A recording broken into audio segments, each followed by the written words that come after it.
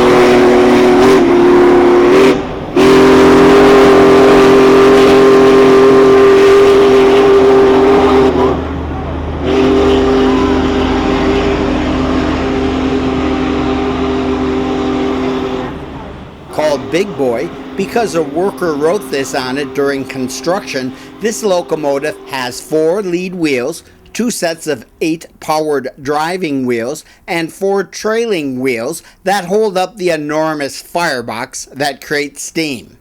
Union Pacific, the nation's first transcontinental railroad, was authorized by the Pacific Railway Act and signed by President Abraham Lincoln on July 1st, 1862. Sadly, Lincoln was assassinated before the railway was completed on May 10, 1869. 25 big boy type locomotives were built between 1941 and 1944 to haul long, heavy freight trains at speed over mountains in Utah and Wyoming. All put on more than 1 million miles hauling freight. 8 big boys survive, most on static display at museums. Number 4017 can be seen at the National Railroad Museum in Ashwaubenon, Wisconsin, a suburb of Green Bay. In 2013, Union Pacific reacquired Big Boy 4014 from a museum in California. It hadn't operated since 1959. UP